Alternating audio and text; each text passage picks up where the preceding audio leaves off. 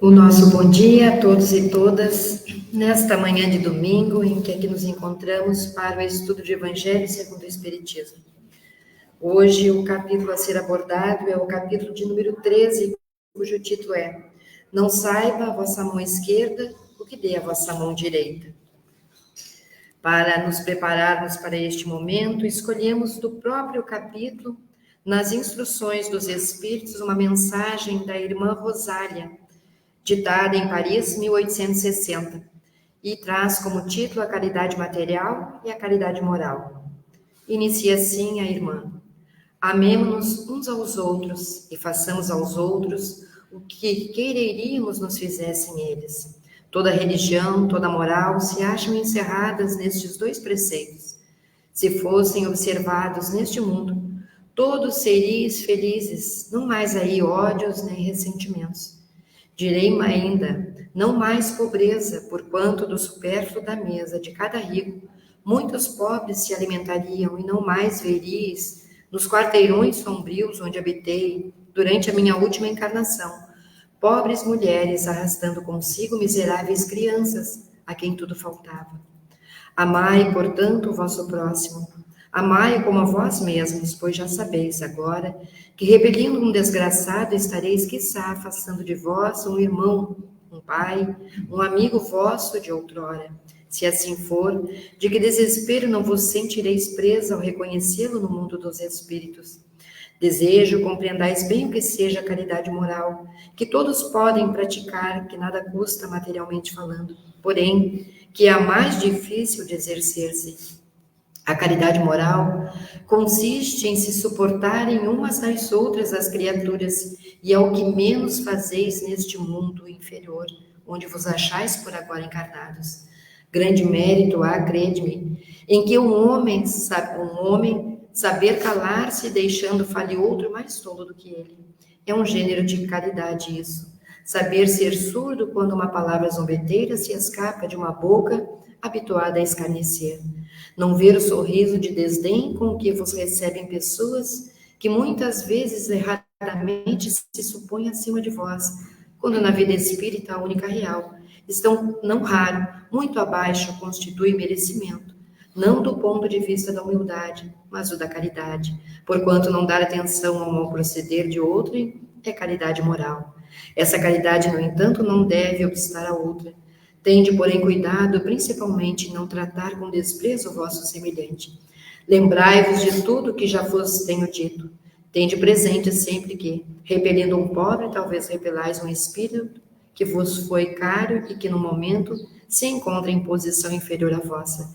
Encontrei aqui um dos pobres da terra, a quem, por felicidade, eu puder auxiliar algumas vezes e ao qual, a meu turno, tenho agora de implorar auxílio. Lembrai-vos de que Jesus disse que todos somos irmãos e pensai sempre nisso, antes de repelirdes o leproso ou o mendigo. Adeus, pensai nos que sofrem e orai. Passamos a nossa prece, como sempre, elevando o pensamento a Deus, nosso Pai, o Pai de tudo, o Criador de todo o universo, nosso Criador. Que possamos agradecer a este Pai de infinito amor, de bondade e misericórdia, a grande oportunidade da vida física, desta reencarnação, neste momento em que atravessamos tantas turbulências em nosso planeta. Obrigada, Senhor, pela família que recebemos, pela oportunidade do conhecimento desta doutrina tão santa e consoladora, mas que, acima de tudo, Senhor, possamos entendê-la não somente de forma intelectual, mas através das nossas emoções, dos nossos sentimentos, da nossa consciência desperta para a nossa realidade da vida eterna. Senhor, enquanto aqui estivermos, que teus mensageiros adentrem os nossos lares, envolvam os nossos familiares, envolvam a todos nós em vibrações de muita luz, nos despertando para a caridade verdadeira, para este amor em movimento. Pedimos licença àqueles que coordenam todo domingo o estudo de Evangelho segundo o Espiritismo e iniciamos então este momento. Que assim seja. Hoje temos a grata satisfação de receber o nosso companheiro Paulo Renato Goulart, que é trabalhador da Sociedade União Espírita Porto Alegrense. Paulo é coordenador dos grupos de estudos, né, e de educação e da mediunidade. E é também esse divulgador da doutrina dos espíritos. Com a palavra, então, o nosso companheiro e um bom trabalho.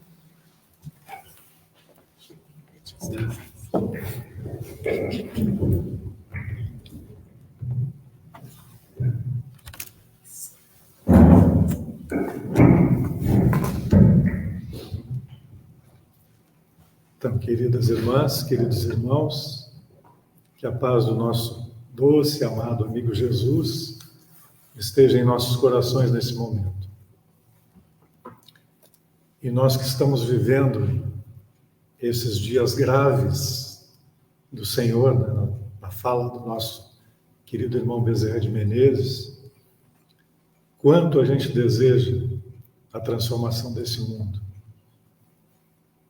Quanto nós gostaríamos que não houvesse mais guerras, né, que se dissolvessem todas as rebeldias, toda a violência, e que finalmente se instalasse na Terra esse reino de amor que, na verdade, se instala inicialmente no coração de cada um de nós. Mas a gente está aqui trabalhando, cada um de nós, né? Na medida que a gente vai despertando, que a gente vai se dando conta do que estamos fazendo aqui na Terra, qual o nosso propósito existencial aqui nesse planeta, que é um educandário, que é uma escola. A gente vai fazendo o esforço necessário. Nós vamos mobilizando as nossas energias nessa direção das transformações que são imprescindíveis para que esse mundo alcance essa configuração de mundo de regeneração. Na questão 894 do Livro dos Espíritos, Kardec faz uma pergunta aos amigos espirituais, na verdade uma consideração inicial e em seguida uma pergunta. Ele diz assim que há pessoas que fazem o bem sem que nada lhes custe, ao passo que outras precisam fazer um grande esforço para vencer as suas tendências e inclinações do passado, a sua natureza, que ainda se encontra por essas tendências e inclinações no campo negativo. E aí Kardec pergunta, quem tem mais méritos? Aquelas que precisam fazer grande esforço e vencem as suas tendências e inclinações do passado, ou as que não precisam fazer esforço algum? E qual foi a resposta dos amigos espirituais? Será que as primeiras, que não precisam fazer esforço nenhum, ou as segundas, que têm que fazer grande esforço, é que teriam mais méritos? O que vocês acham? As segundas? As segundas que têm que fazer grande esforço.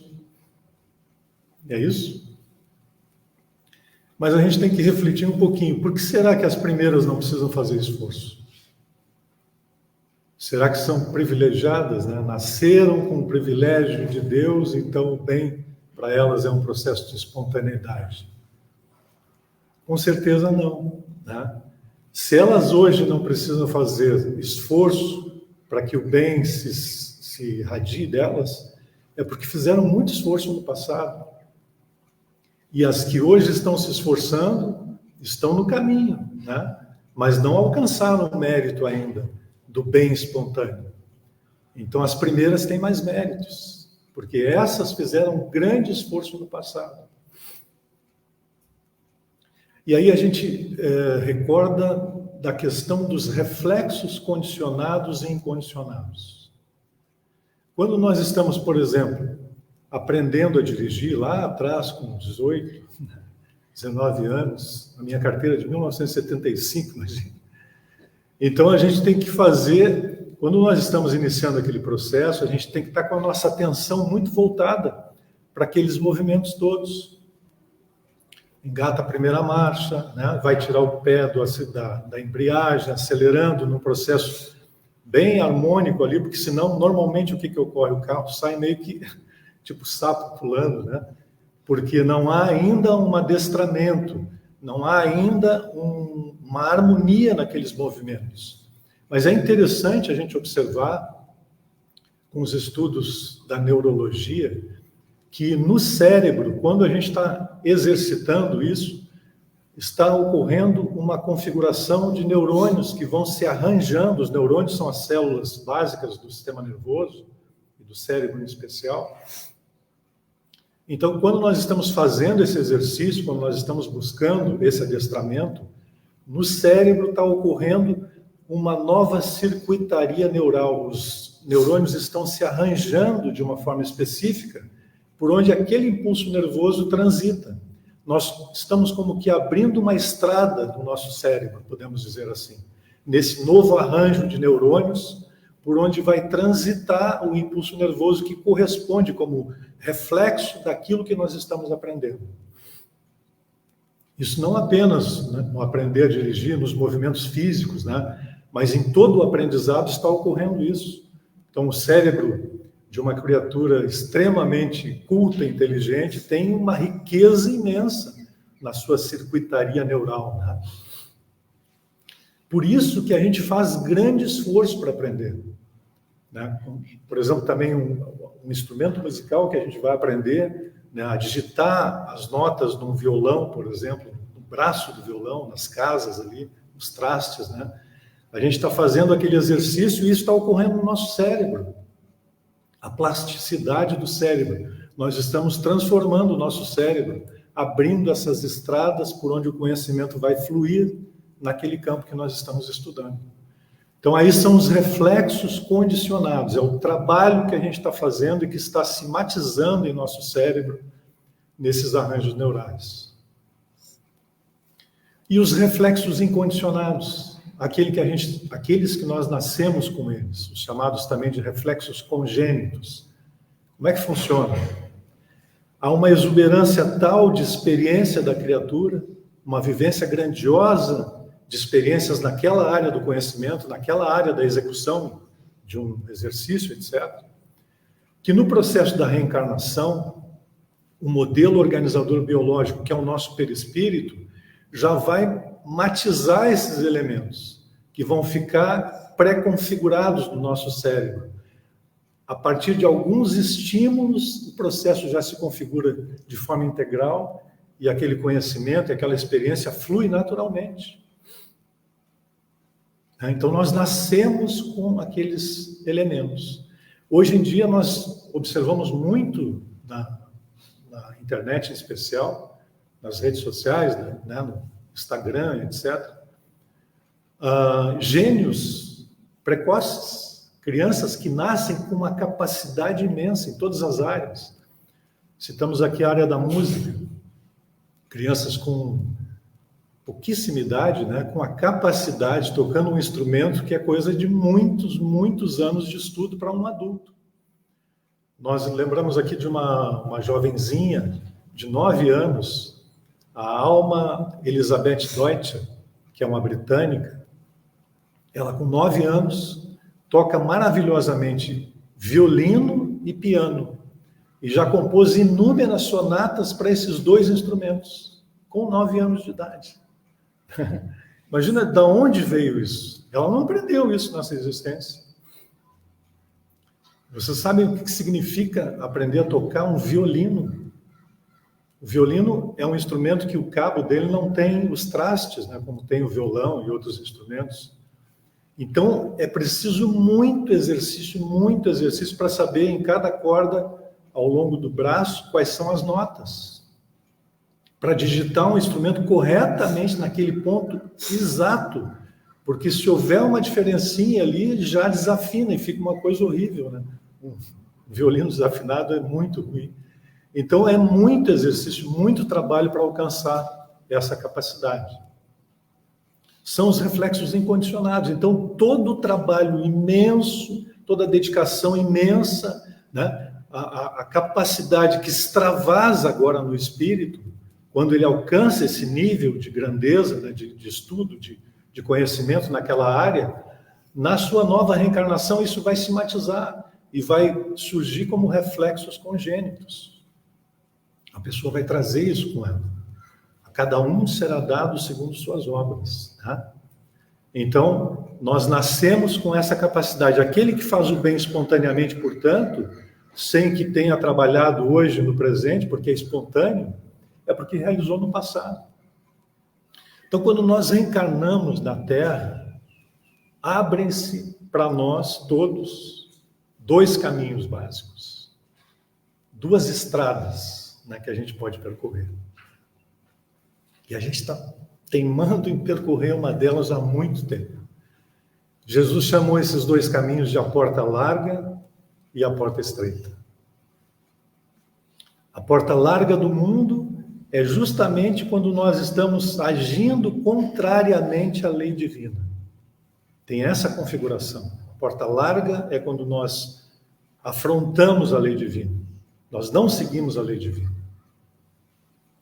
E o Emmanuel tem uma colocação interessante que nos auxilia a compreender isto. Na questão 135 do livro Consolador, ele vai responder essa questão aos trabalhadores lá creio que de Pedro Leopoldo ainda.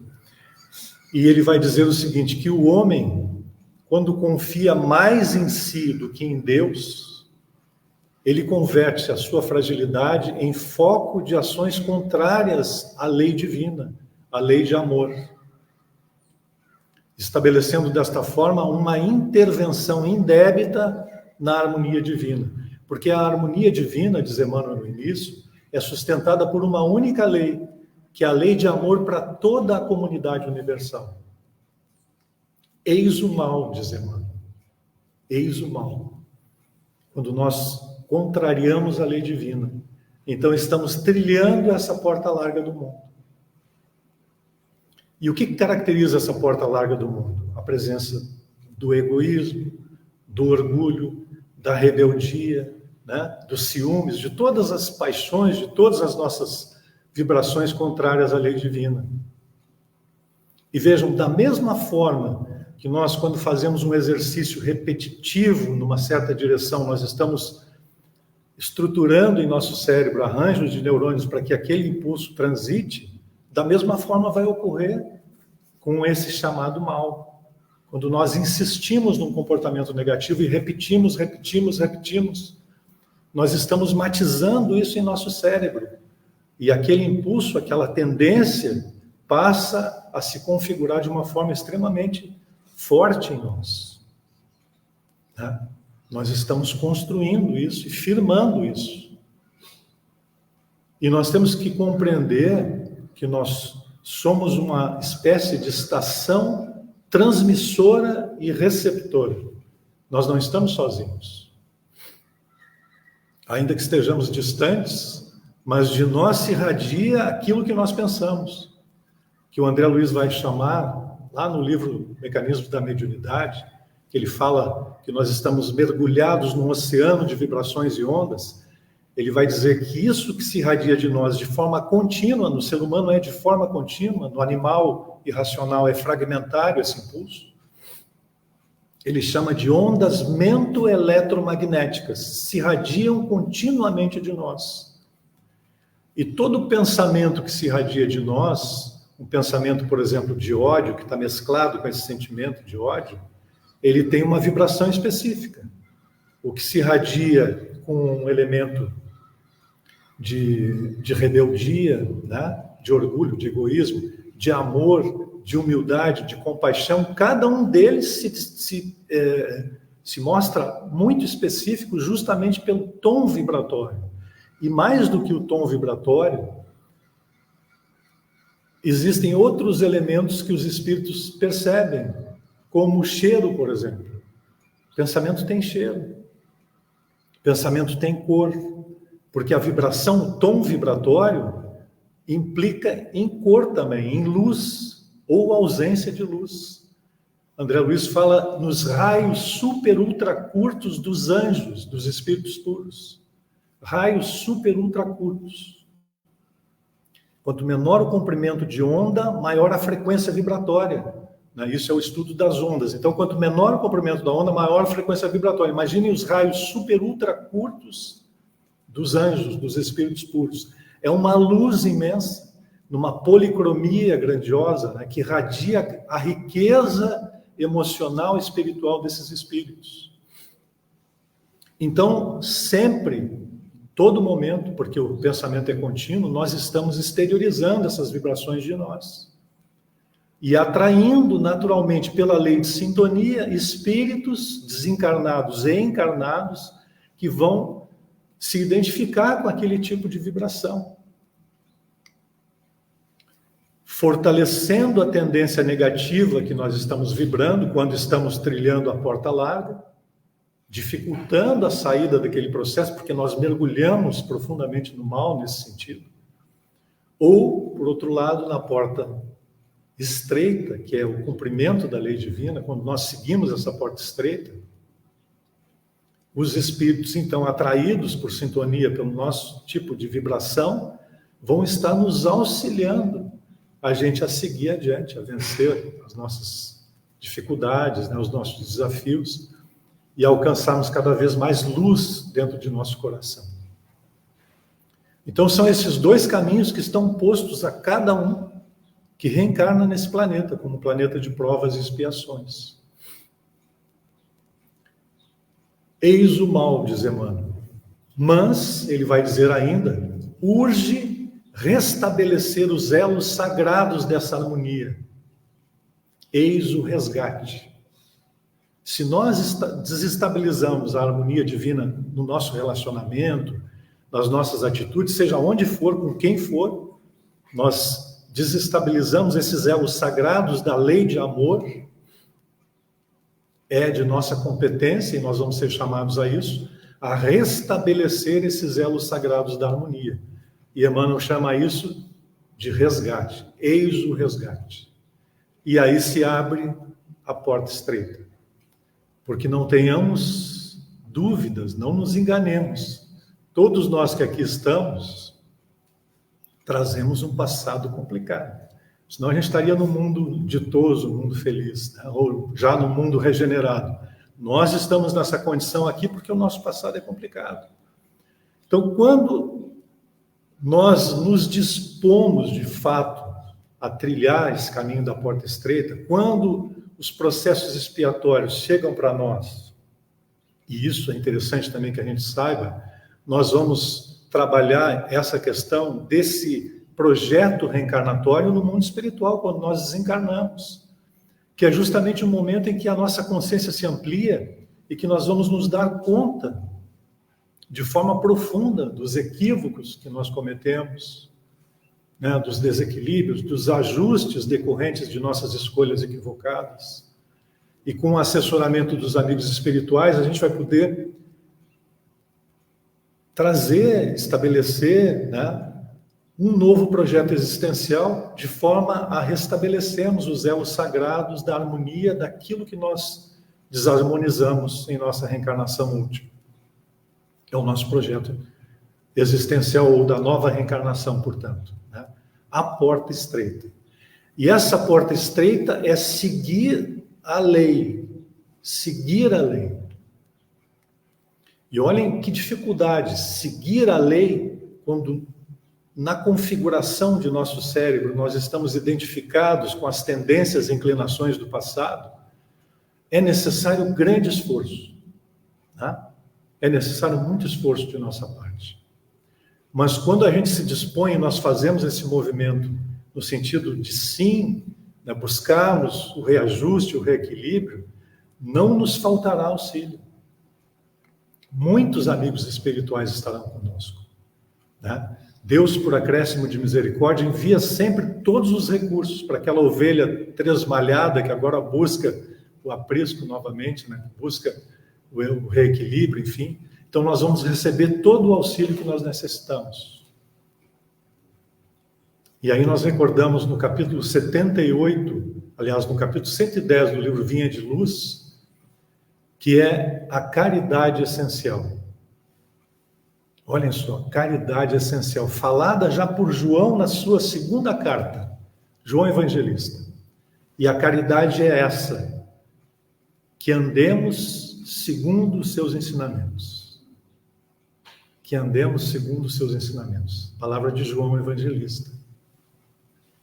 E Paulo, na sua segunda carta também ao amigo Timóteo, ele vai dizer assim: de sorte que todo aquele que vencer essas coisas, superar essas coisas do ego, né?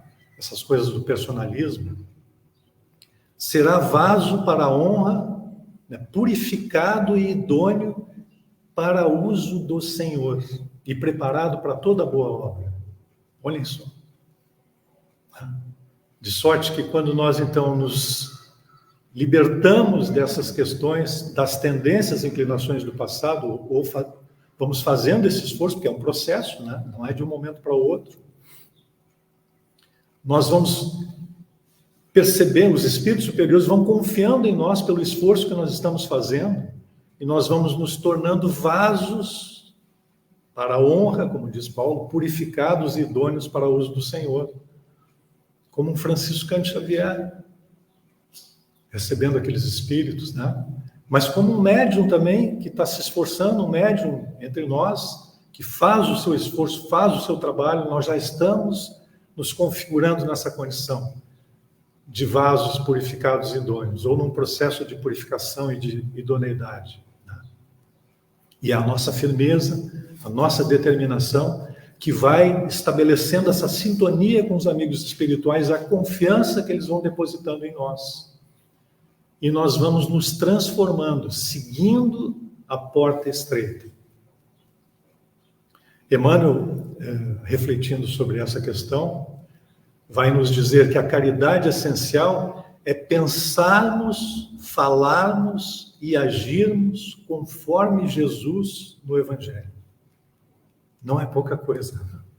É pensarmos, falarmos e agirmos conforme Jesus no Evangelho. É a caridade de estarmos verdadeiramente nele para que ele esteja em nós. A caridade de estarmos verdadeiramente nele para que ele esteja em nós. É quando nós levantamos de manhã, a gente fazer a nossa prece, pedindo: Senhor, me dê força, que eu possa executar a minha tarefa, o meu trabalho contigo no meu coração. Que eu possa expressar essa presença sublime nas minhas palavras, nos meus pensamentos, nas minhas atitudes. Que eu não me deixe mais conduzir pela rebeldia. Se alguém me agride, que eu possa refletir naquele momento e, fazendo uma prece mental, quem sabe pedir o teu amparo para que eu possa superar aquela tendência e inclinação de revidar como antigamente. É assim que a gente vai mudando. É assim que nós vamos nos transformando, com esse esforço contínuo, com essa certeza plena que Deus está em nós. Aquele pensamento de Paulo aos Romanos, né? Se Deus é por nós, quem será contra nós? Buscando firmar em nós essa convicção, essa certeza plena, essa saudade de Jesus.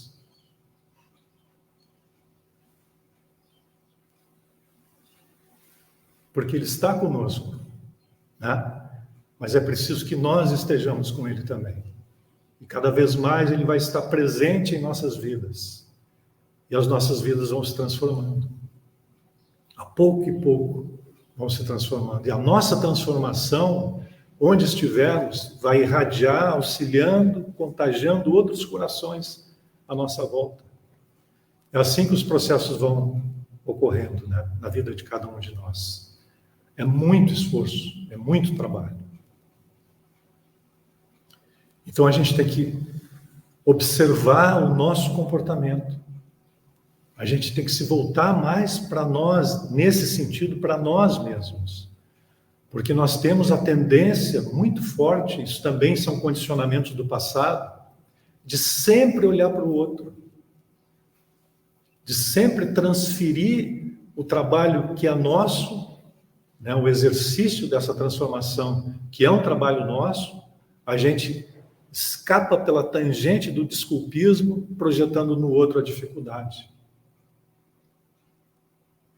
Não, eu não consigo, eu não tenho condições, porque fulano, porque cicrano, porque beltrano. E aí a gente não faz. A gente fica aguardando a transformação daquelas pessoas. Porque a gente acha que elas é que são o problema, elas que estão impedindo o nosso progresso, a nossa evolução. Enquanto nós estamos impregnados de inimigos internos e não nos damos conta que é necessário esse trabalho interno, esse trabalho de autotransformação. Os inimigos não são externos. Isso é uma realidade absoluta. Os inimigos não são externos.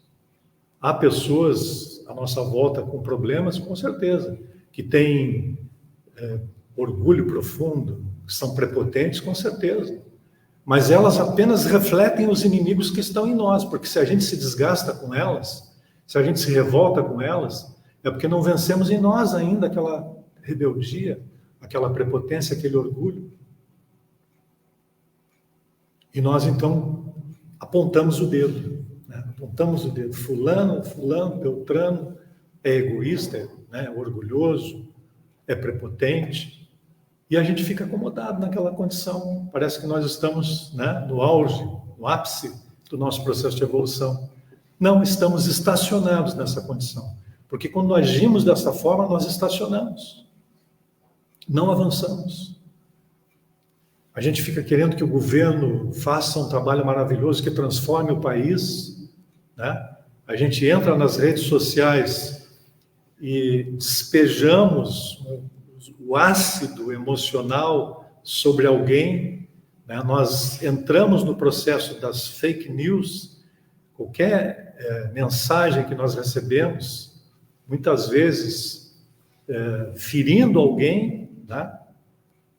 Mensagens que são de profunda ferocidade, ferindo alguém, e nós pegamos ali e vamos divulgando para os nossos pares das redes sociais, sem nos darmos conta que nós estamos agindo completamente e de forma absoluta nesse campo da irracionalidade.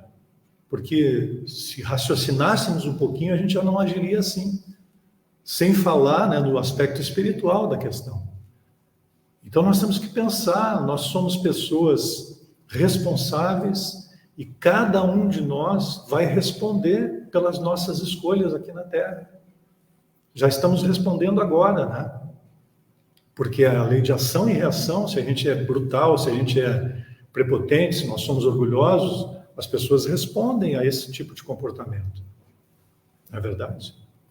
Se nós exercemos a simpatia, a bondade, nós colhemos isso também à nossa volta.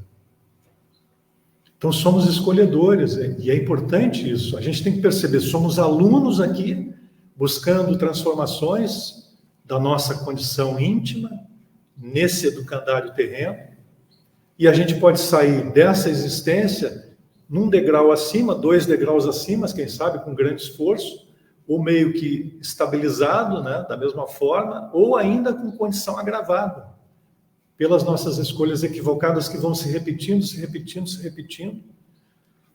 e estabelecendo grande dificuldade para nós.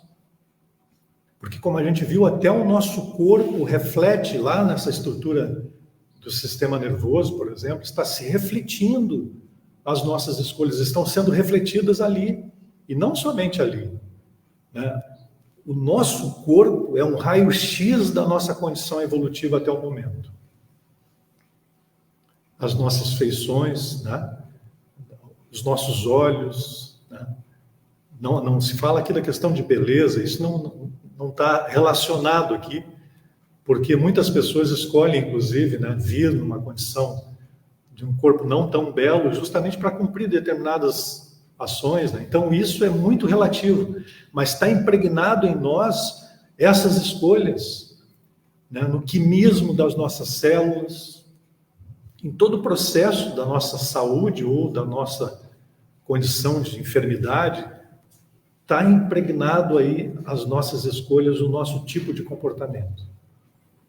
Então, para que a gente tenha um mundo melhor, para que a gente tenha uma sociedade mais feliz, para que a gente vá, de fato, caminhando para esse mundo de regeneração, é preciso que nós tenhamos essa consciência da importância da nossa ação no mundo.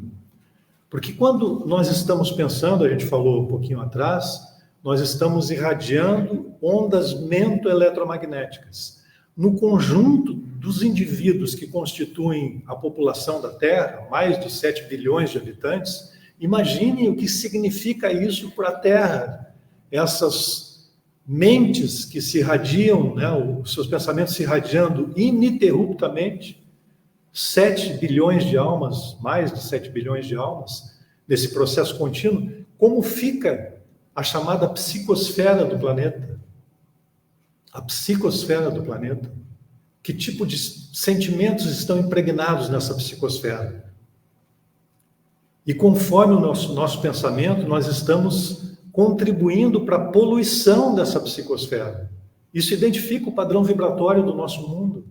Isso identifica a caracterização, né, do nosso mundo, como mundo, portanto, de provas e expiações, por contrariarmos a lei divina. Então, olhem a nossa responsabilidade. Quando nós começamos a despertar essa responsabilidade e buscamos, através da disciplina, seguirmos a lei divina, nós começamos a contribuir para o saneamento da psicosfera do planeta.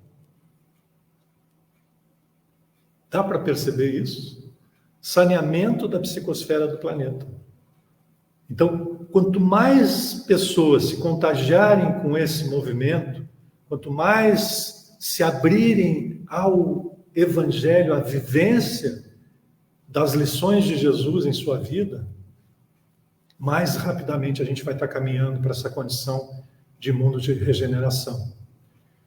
Dizem os Espíritos que ainda há predominância do mal sobre o bem aqui na Terra, e dá para compreender isso, né?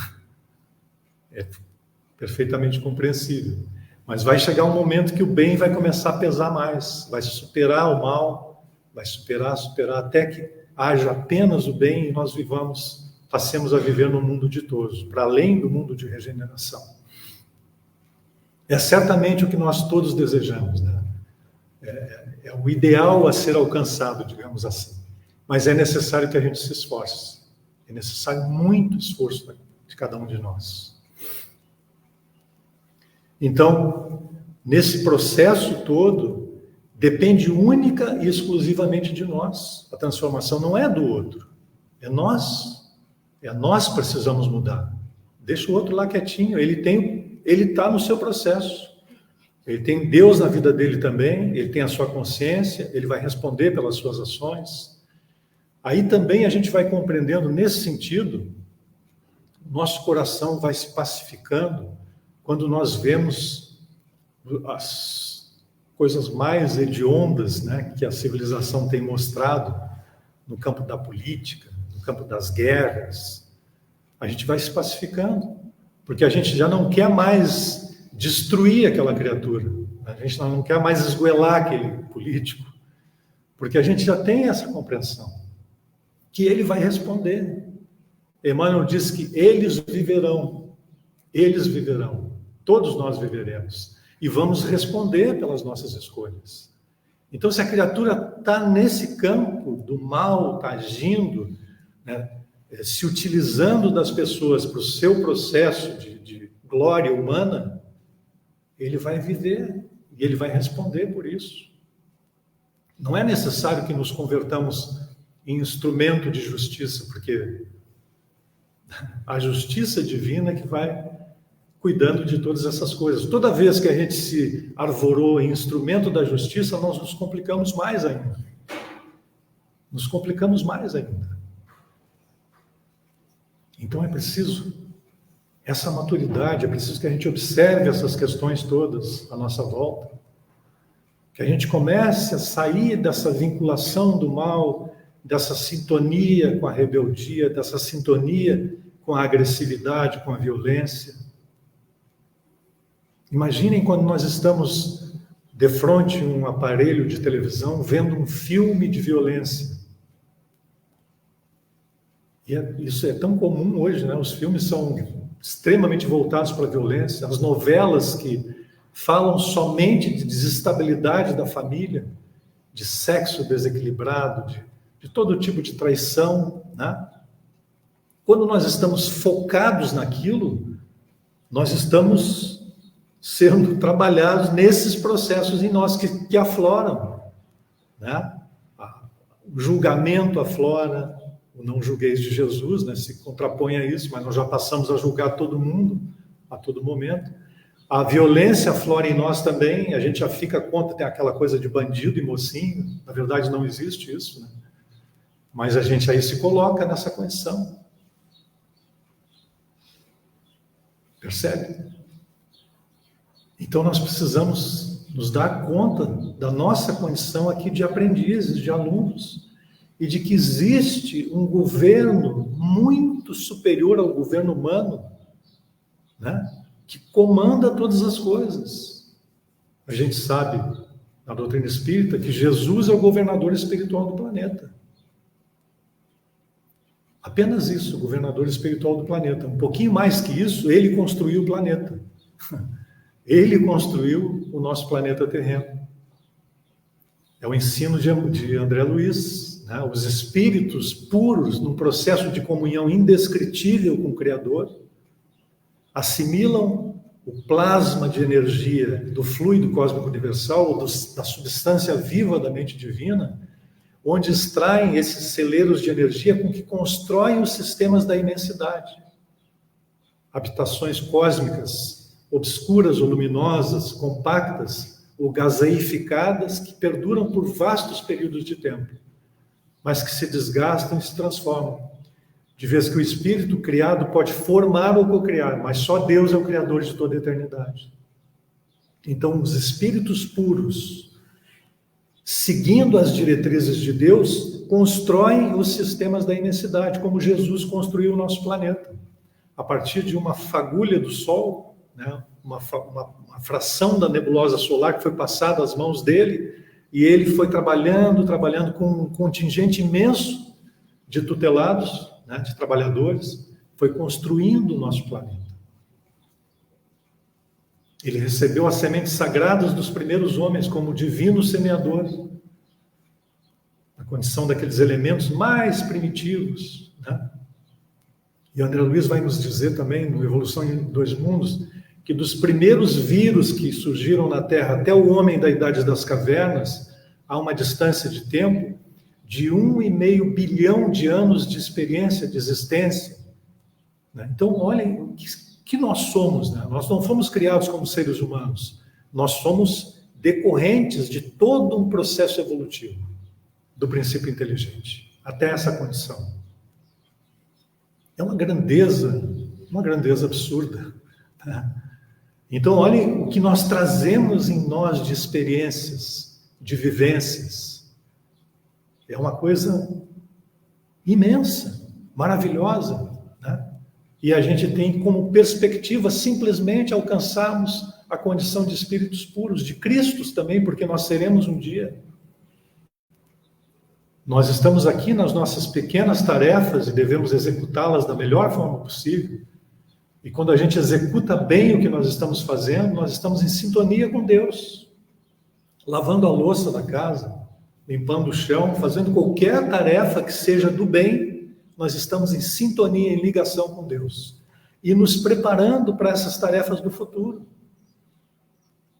Nós todos aqui seremos grandes musicistas, grandes artistas em todas as áreas, do bem, do amor, as artes verdadeiras, artes, né, que extravasa do coração ligado a Jesus, ligado a Deus, ao amor. Todos nós. Esse é o nosso futuro. Mas é necessário que a gente faça bem a nossa tarefinha agora, né? Como a Anne Besant falou no momento, cola direito o teu selo, né? Para que tu tenhas a paz, a harmonia interior. Realiza a tua tarefa com serenidade, sem estar lá na frente. Esteja aqui agora fazendo essa tarefa com a tua mente centralizada ali, buscando a disciplina. Esse é um processo de disciplina. E tudo no universo reflete isso, a disciplina. Essa disciplina amorosa conosco mesmo, né? Essa disciplina de sabermos que somos filhos de Deus e que estamos caminhando em direção a Ele. Então a caridade é essa, que pensemos, falemos e vivenciemos, né? Conforme Jesus nos ensinou no Evangelho. Sem esta, vai concluir Emmanuel, nós estaremos realizando grandes obras de pedra, estaremos distribuindo grandes fortunas, que a caridade que se expressa exteriormente e que tem o seu valor, certamente, com certeza, né? Que distribui medicamentos, que distribui alimentos, que distribui agasalho, com certeza, né? Quem assim age, diz Emmanuel, está contribuindo para a edificação do reino de Deus. Mas sem a caridade essencial, que é essa de estarmos verdadeiramente nele, para que ele esteja em nós, conclui Emmanuel, nos grandes momentos do testemunho da fé, nós nos apresentaremos vazios e desolados como mendigos de luz. Olha só. Então é somente a vivência do Evangelho em nossas vidas, buscarmos ele verdadeiramente como modelo, não apenas o modelo que fica lá em cima de uma prateleira, né? Mas é um modelo interno que nos guia, que nos conduz, é um farol que ilumina o caminho, que nos impulsiona, que nos estimula a seguirmos adiante. Então, quando pensarmos, falarmos e agirmos segundo o Mestre amado no seu Evangelho, estaremos exercitando a caridade essencial. A caridade essencial. E seremos vasos, né? Nós temos, na questão 78, também do Vinha de Luz, por Emmanuel, ele fala nessa questão do purificai-vos, né? Purificai-vos. Então, nós vamos nos tornando vasos. À medida que a gente vai se purificando, nós vamos nos tornando vasos. Vasos de forças. Emmanuel vai dizer que cada homem, cada mulher, não importa a sua condição, está na condição ou será utilizado por forças da vida. A cada novo amanhecer, nós somos utilizados por forças da vida, na condição de vasos ou de canais, se quisermos, né? Cada manhã, forças do mal ou forças do bem, depende de nós, no processo de sintonia. E aí nós recordamos de uma história muito bonita que foi psicografada pela médium Ivone do Amaral Pereira, no livro, consta no livro A Luz do Consolador. Esse livro é uma série de artigos que ela publicou no mensário da Federação, da FEB, e depois do Calvário, é o título dessa passagem, que está registrado também em Atos dos Apóstolos, pelo evangelista Lucas. Então, era o pobrezinho, ele não tinha nome, né? A gente não sabe o nome dele, então ficou conhecido como pobrezinho. Pobrezinho nasceu estropiado, com uma enfermidade que lhe impedia o movimento das pernas. Então, desde muito jovem, muito criança ainda, né? Vendo as outras crianças nos folguedos normais ali, ele não podia se movimentar. Muito pobre, uma família extremamente pobre. E o tempo foi passando, ele se tornou jovem e agora já adulto, e sozinho, extremamente pobre e sem poder se locomover naquela época, 2000 anos atrás, em Jerusalém. Imaginem a dificuldade, né? Como havia tantos naquela época, né? Então, sem essa possibilidade de gerar recurso para a sua subsistência, ele se colocou, ou foi conduzido, numa das portas do grande templo de Jerusalém, que dava acesso ao pátio da porta, chamada Porta Formosa. E ele ali ficava todo dia, né, estendendo a mão esquálida, trêmula, porque era muito fraquinho, pedindo às pessoas que iam em direção ao templo, que passavam ali pela Porta Formosa, um óbolo, uma esmola. E alguns atiravam as moedinhas, outros entravam afoitos, nem olhavam para ele, né? A dificuldade de uma situação assim que a gente não pode imaginar hoje na condição em que nos encontramos. Talvez já tivéssemos vivenciado no passado ou talvez vivenciaremos no futuro, a gente não sabe, né?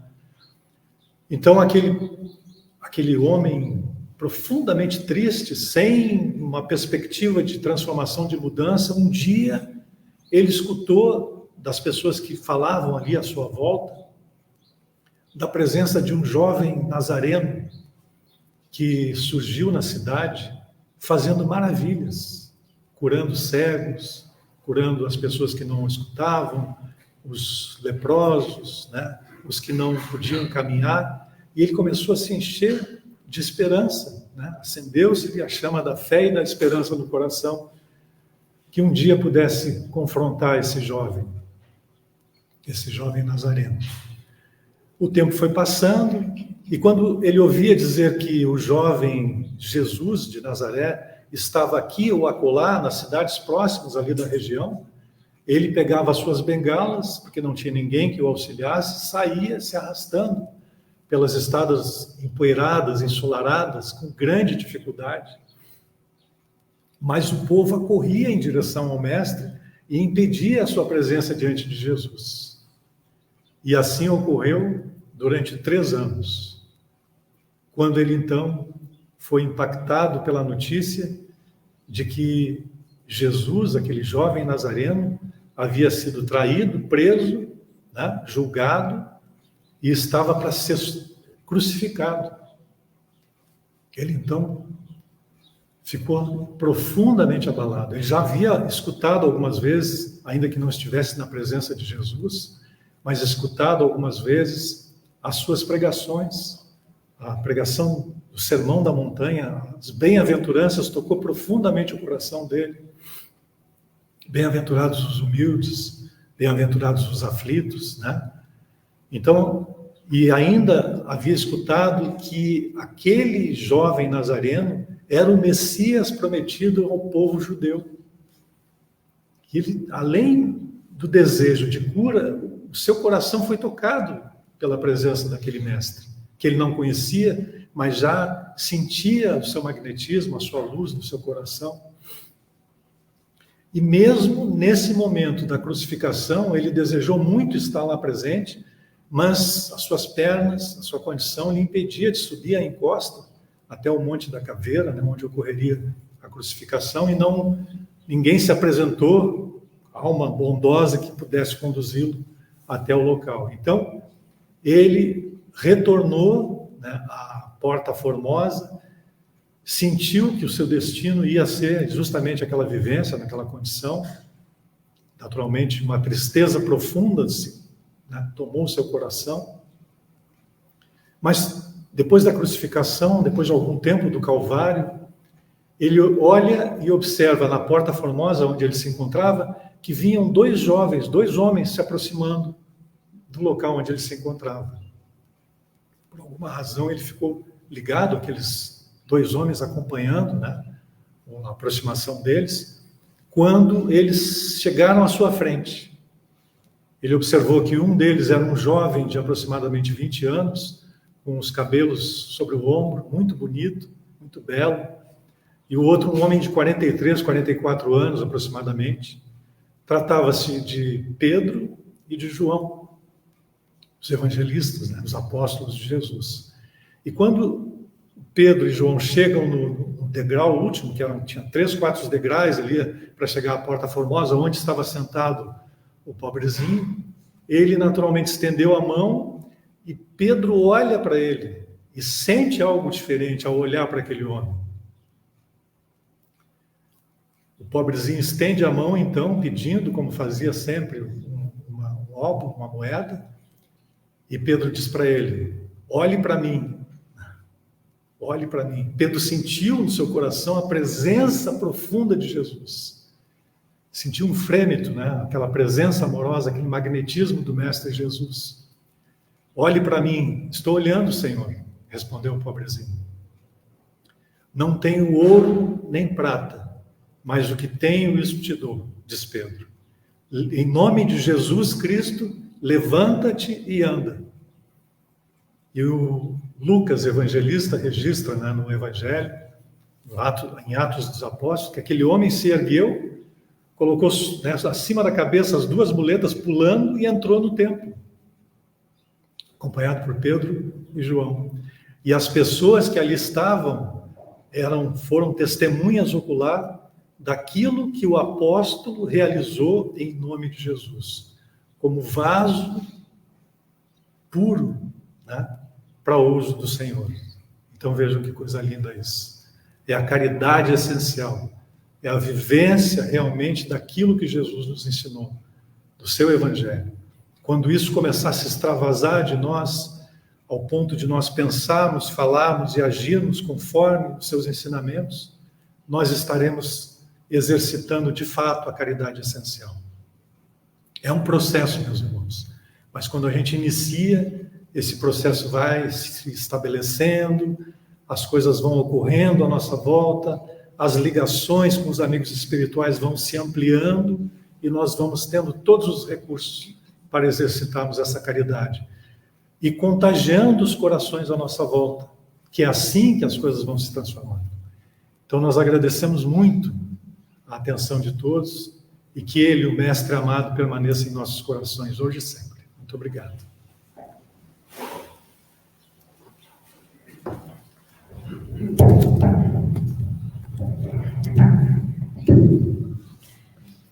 O nosso agradecimento, a nossa gratidão ao Paulo pela explanação desta manhã, pelo estudo deste capítulo, e que tenha surtido algum efeito em todos nós para que possamos colocar em prática.